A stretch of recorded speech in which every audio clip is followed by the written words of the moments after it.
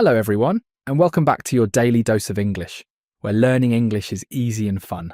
I'm Tom. And I'm Sarah. Hello, Tom. It's wonderful to be here with you today. How are you? I'm doing great, Sarah. I had an interesting morning, actually. I was at the coffee shop and had the nicest conversation with someone I just met. We talked for maybe 5 minutes, but it felt so natural and easy. Oh, that's wonderful, Tom. That's actually perfect because today we're going to talk about exactly that small talk, those short, friendly conversations we have with people every day. Yes, exactly. And before we dive in, we want to ask our amazing listeners for a small favour. If you're enjoying this podcast, please subscribe to Your Daily Dose of English. Click that subscribe button. And please give us a like. It really helps us bring you more episodes like this one. And share this with your friends who are learning English. Sharing is caring. Thank you all so much. So, Sarah, small talk. Some people love it. Some people find it a little scary, especially in a new language. That's so true, Tom. But here's the thing. Small talk is actually one of the most important skills in English.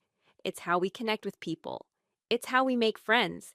It's how we feel comfortable in a new place. Absolutely. And the good news is, once you learn the secrets, it becomes really easy and even fun. I love that. The secrets of small talk. It sounds mysterious. It does. So let's start with the most important question. Why is small talk so important? Why should our listeners care about it? Great question, Tom. Well, small talk is like a bridge. It connects strangers. Imagine you're at a party and you don't know anyone. A little small talk can help you feel less nervous. It breaks the ice. Breaks the ice. That's a great expression. It means to make people feel comfortable, to start a conversation in a friendly way. Exactly. Or think about work. You're in the elevator with your boss or a coworker.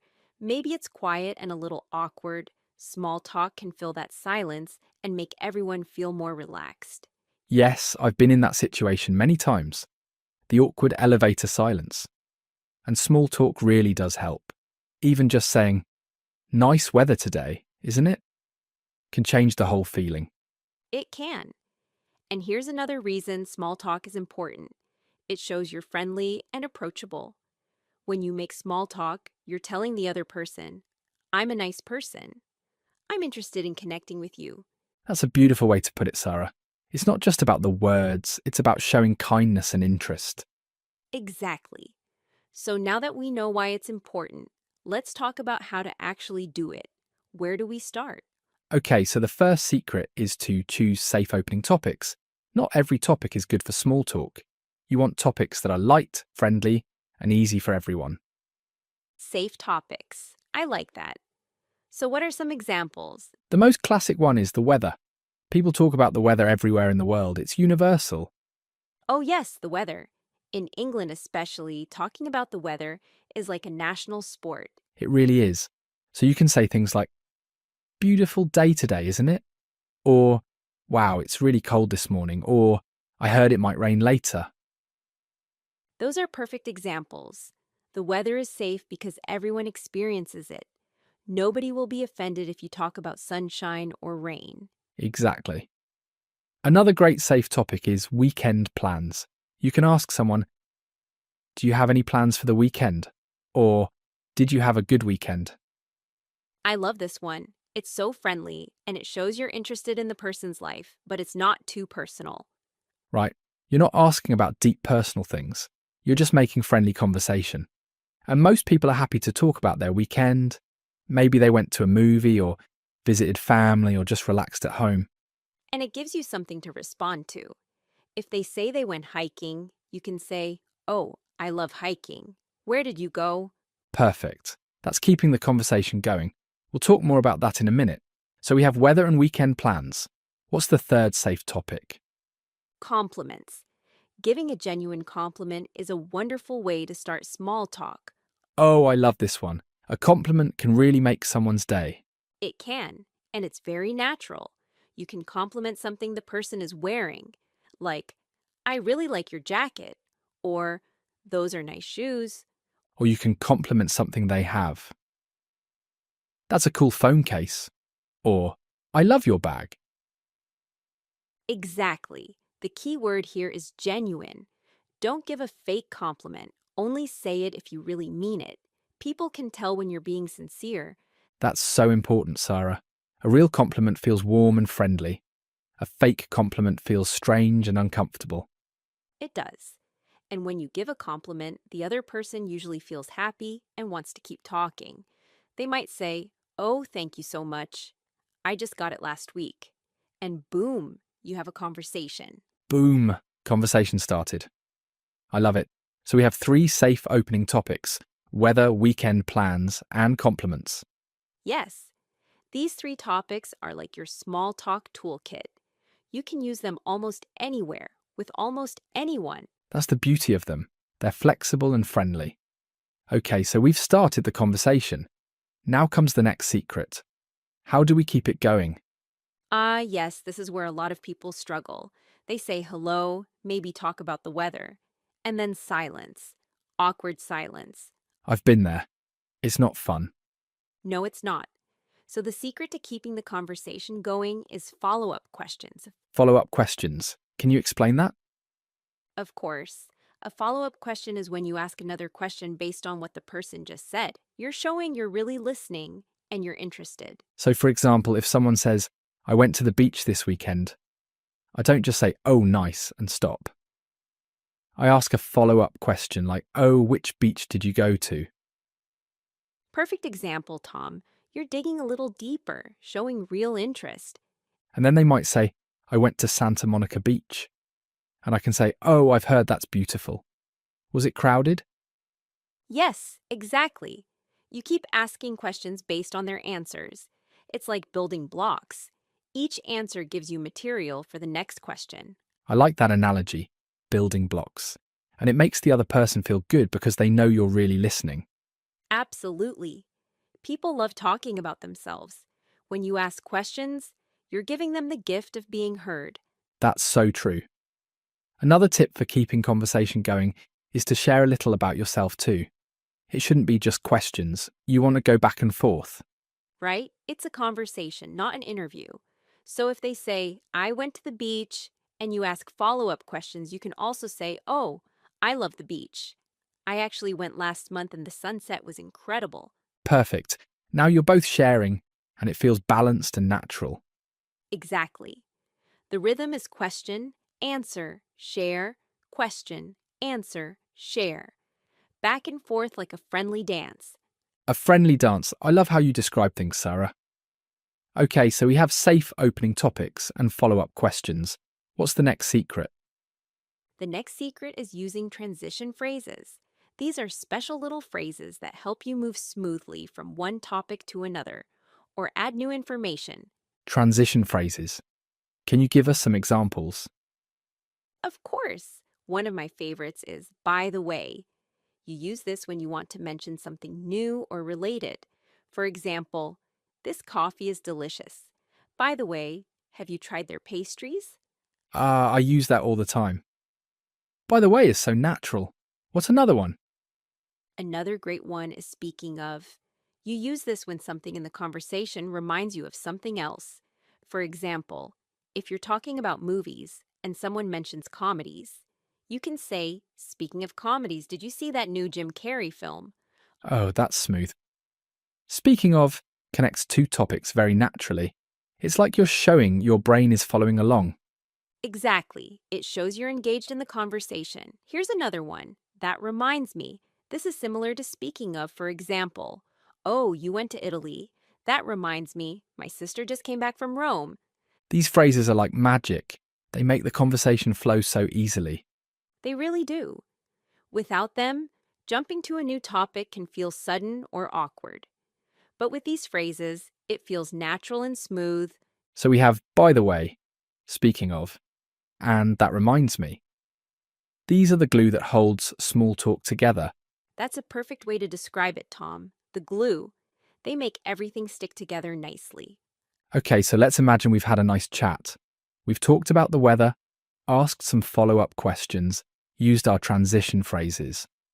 Now comes another important part. How do we end the conversation politely? Oh, this is so important. A lot of people don't know how to exit a conversation without feeling rude. Right. You don't want to just walk away or look at your phone. You want to end gracefully. Exactly. So here are some polite ways to exit. First, you can say, "Well, it was really nice talking to you." This signals that you're about to leave, but in a warm way. Yes, I use that one a lot. And you can add, I should probably get going, or I need to head out now. Perfect. Those phrases are clear but kind. You're not being abrupt. You're gently closing the conversation. Another good one is, I don't want to keep you. This is very polite. You're saying, I know you're busy and I respect your time. Oh, that's a really considerate phrase. It shows thoughtfulness. It does. And then you can add, but it was great seeing you. Or, thanks for the chat. And if you want to see the person again, you can say, "Let's catch up soon," or "We should do this again sometime." Yes, those are perfect for people you actually want to stay in touch with. Let's catch up means let's talk again and spend time together. It's a friendly way to keep the door open for future conversations. And then a final "take care" or "have a great day," and you're done. Smooth exit. Polite, friendly, clear. That's the goal. Exactly. Now, Tom, we should talk about some common mistakes people make with small talk, things to avoid. Oh, yes, this is important. Let's help our listeners avoid these traps. The first mistake is asking topics that are too personal. Remember, small talk is light and friendly, not deep and intense. Right. So don't ask someone you just met about really personal things like, why did you break up with your boyfriend? Or, how much money do you make? Oh no, those are definitely too personal. Those topics are for close friends, not for small talk with strangers or acquaintances. Exactly. Stick to safe topics. Keep it light. Personal questions can make people uncomfortable. Another common mistake is giving only yes or no answers. This kills the conversation. Oh, this is huge. If someone asks, did you have a good weekend? And you just say yes, the conversation dies right there. It does. Instead, you should add a little more information. "Yes, I did. I went to a nice restaurant with my family." Now the other person has something to respond to. Perfect example. You're giving them something to work with. It's like throwing them a ball in a game. You want to make it easy for them to catch and throw back. That's a great way to think about it. Small talk is a collaboration. Both people need to participate. Exactly. Another mistake is talking only about yourself. Remember, it's a conversation, not a monologue. Yes, nobody likes someone who talks and never asks questions or listens. It's boring and it's rude. Always remember to ask about the other person. Show interest. Listen actively. And that brings us to another mistake: not really listening. Sometimes people are just waiting for their turn to talk instead of actually hearing what the other person says. Oh, that's so common and so sad. When someone is truly listening to you, you can feel it. And when someone is just waiting to talk, you can feel that too. You can. Real listening means you're present, you're making eye contact, you're nodding, maybe saying little things like "uh-huh" or "oh, really" to show you're engaged. Those little sounds are called back channeling. They're so important in English conversation. They show you're following along. Yes, exactly. "Mm-hmm, I see. Oh, wow." These little responses keep the conversation alive and show you care. One more mistake to avoid is complaining too much. Small talk should be positive and pleasant, not negative and heavy. Oh, that's a good point. If someone asks, "How's your day?" don't launch into a 10-minute complaint about everything that's wrong. Right. You can be honest. You can say, it's been a bit busy, but then add something positive like, but I'm happy it's almost the weekend. Perfect. Balance is key. You want to be real, but not overly negative. Nobody wants to feel dragged down in a casual conversation. Exactly. Keep it light, keep it friendly, keep it positive. That's the small talk motto. I love that. The small talk motto. Okay, Sarah, I think we've covered a lot. Should we do a little example to show everything in action? Oh, that's a great idea. Let's act out a small talk conversation using all the tips we've taught. Okay, let's imagine we're both at a coffee shop waiting for our drinks. I'll start. "Hi, Nice weather we're having today, isn't it? Oh, yes, it's beautiful. So sunny. Much better than yesterday. I know, right? I love days like this. By the way, I really like your scarf. The color is great. Oh, thank you so much. That's very kind. I actually just got it last week. I'm trying to add more colour to my wardrobe. That's a good idea. Color is fun. So, do you come to this coffee shop often? I do actually, maybe twice a week. I love their lattes. What about you? This is my first time here. A friend recommended it. So far, I'm impressed. The place has a nice atmosphere. It does. Very cosy. Speaking of cosy places, there's also a great little bookshop down the street if you like reading. Oh, I love reading. That reminds me, I've been looking for a new book to start. Any recommendations? What kind of books do you like? I enjoy mysteries mostly, something that keeps me guessing. Oh, then you should try the new Agatha Christie collection. They're timeless. That sounds perfect. Thank you for the tip. Well, it was really nice chatting with you. I should probably grab my drink and head to work. Of course. It was nice talking to you too. Have a great day. You too. Take care. And scene. See how natural that was? It was. We used the weather, a compliment, follow-up questions, transition phrases like by the way and speaking of and that reminds me, and then a polite exit. All the pieces came together. Exactly. And it felt friendly and relaxed, not forced or awkward. That's the goal. When small talk is done well, it doesn't feel like work. It feels like a pleasant little moment of connection. Beautifully said, Tom. I think our listeners now have all the tools they need to master small talk in English. I agree. Let's do a quick recap of all the secrets we talked about today. Good idea. Secret number 1, small talk is important. It builds connections and makes people comfortable. Secret number 2, use safe opening topics like weather, weekend plans, and compliments. Secret number 3, keep the conversation going with follow-up questions and by sharing about yourself too. Secret number 4, use transition phrases like by the way. Speaking of, and that reminds me, to move smoothly between topics. Secret number 5, exit politely by saying things like, it was nice talking to you, and I should get going. And finally, avoid common mistakes. Don't be too personal. Don't give only yes or no answers. Don't talk only about yourself. Actually listen and keep things positive. That's a great summary, Sarah. I feel like our listeners are ready to go out and have amazing small talk conversations. I hope so. Remember, everyone, small talk is a skill. And like any skill, it gets better with practice. Absolutely. Don't be afraid to try. Even if it feels awkward at first, keep practicing. Soon, it will feel natural and easy. And here's a little secret. Native speakers aren't perfect at small talk either. Sometimes we say awkward things or run out of topics. It's okay. We're all human. That's such an important reminder. Perfection is not the goal. Connection is the goal. Yes. A simple, friendly conversation can brighten someone's day. It can make you feel less lonely. It can open doors to new friendships or opportunities. Small talk really is a superpower when you think about it. It is. So, our dear listeners, we challenge you. This week, try to have at least one small talk conversation in English. It can be with anyone, a neighbour, a cashier, someone at the gym, a colleague. And then come back and tell us about it in the comments. We want to hear your stories. Did you talk about the weather? Did you give a compliment? What happened? Yes, please share with us. We love reading your experiences. And if you found this episode helpful, please leave us a like and subscribe to your daily dose of English if you haven't already. And share this episode with your friends who are learning English. Let's help everyone become small talk masters. Before we finish, I want to say one more thing. Don't underestimate the power of a simple hello and a smile. Sometimes that's all you need to start a wonderful conversation.